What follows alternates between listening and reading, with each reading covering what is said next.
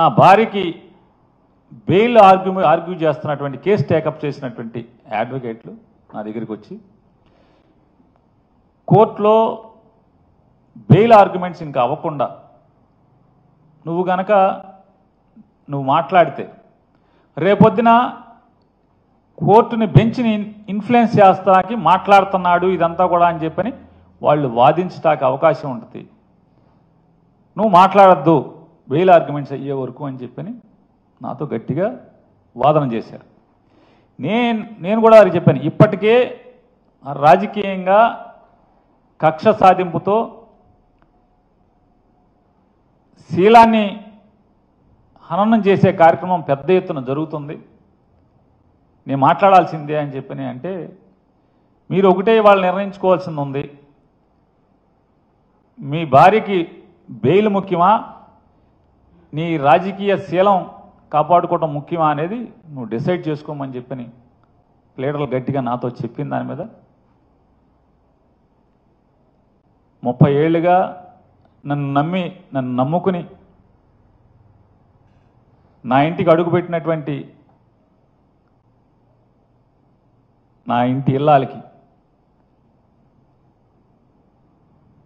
ఆవిడ ఏ రోజు రాజకీయాల్లోకి తొంగి కూడా చూడనటువంటి దేవుడు పూజలు తప్పితే మరొక వ్యాపకం కూడా లేనటువంటి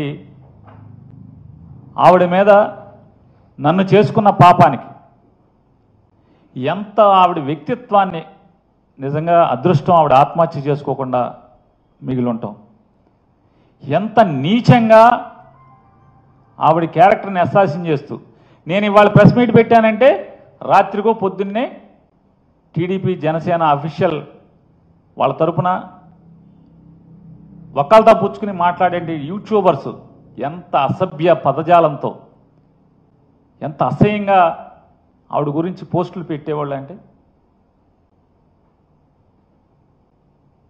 రాజకీయాల్లోకి వచ్చాక ఇంత అసహ్యంగా దిగజారిన పరిస్థితులు అంటే వైఎస్ఆర్ కాంగ్రెస్ పార్టీ నుంచి ఈడు గట్టిగా మాట్లాడుతున్నాడు కాబట్టి ఈయన్ని కొంగదీయాలంటే ఇంట్లో వాళ్ళని అటాక్ చేస్తే ఇటు మాంతాడనేది ఎత్తుగడగా ఇంత నీచంగా ఉన్న పరిస్థితుల్లో అంటే ఆవిడకి ఏమి ఇచ్చాను అంటే మా గురించి కుటుంబం గురించి నా భార్య గురించి తెలవనోడు ఏం మాట్లాడుకుంటాడు, ఏమని మాట్లాడుకుంటారు? నిజమే యూట్యూబ్లో వస్తే అంతే కదా, నిజమేమోనే కదా. చివరికి నన్ను చేసుకున్న పాపానికి చివరికి ఆ కళంకం ఆ నిందలు ఆ బురద కూడా అంటే ఈ దిక్కుమాలిన రాజకీయాల్లో నేను తిరగటం వల్ల నేను నిజంగానే అంటే నా భార్య లేకపోతే వీళ్ళందరూ రాజకీయంగా ఆపాదించినట్టు నేను పాపం చేసి ఉంటే ఖచ్చితంగా అనుభవిస్తాను. నేను మాట్లాడే మాటలు మరీ ప్రత్యేకించి సామాన్య ప్రజలకి నేను ఒకటే నా విజ్ఞప్తి అభ్యర్థన, ఇందులో నాకు గనక ఏదన్నా అంటే లేదా నా భార్య కానీ నేను కానీ ఏదన్నా చిన్న పాపం చేసి ఉన్నాం, పాపానికి మేము భాగస్థులమై ఉన్నామంటే కనుక నేను అత్యంత ప్రేమించేటువంటి దేవుళ్ళ కంటే మిన్నగా ప్రేమించేటువంటి చనిపోయి మరణించినటువంటి నాకు జన్మనిచ్చిన తల్లి మీద ప్రమాణం చేసి నేను చెప్తున్నాను. అంటే ప్రమాణం చేస్తే సరిపోద్దా అంటే నాకు జన్మనిచ్చిన తల్లి మరణించి ఉంది, ఆవిడ మీద ప్రమాణం కంటే నేను ఏం చేయగలను చెప్పండి. దీంట్లో నా భార్యకి కానీ నాకు కానీ ఏ పాపం లేదని కూడా ప్రజలకు చెప్పుకుంటున్నాను, నేను రాజకీయ నాయకులకు చెప్పట్లేదు. మరి చంద్రబాబు గారు మిస్సెస్ అంటే ఒకటి ఇప్పుడు చట్టం కన్వీనియంట్గా పనిచేయదు కదా, ఇప్పుడు అలాంటప్పుడు ఆయన పేరు పెట్టుకోవాల్సి వస్తుంది, అప్పుడు ఆయన అరెస్ట్ చేసేవాడు. ఇంకా చెప్పాలంటే చంద్రబాబు గారికి చాలా ఉదార స్వభావం, ఆయనకి ఆ ఇబ్బంది ఉంది.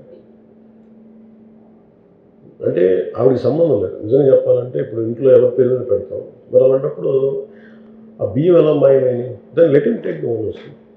ఇప్పుడు ఆడపడుచుల మీద కక్ష సాధింపు చర్యలు చేయకూడదు. ఆయన మిస్సెస్ మీద, ఆయన సతీమణి పేరు మీద పెట్టారనుకున్నాం. ఆవిడ సంబంధం లేదు. మరి చట్టపరంగా ఎలా ముందుకెళ్ళాలి మీరు చెప్పండి. అంటే లాలూచీ పడాలా? లాలూచీ పడితే ఓకేనా?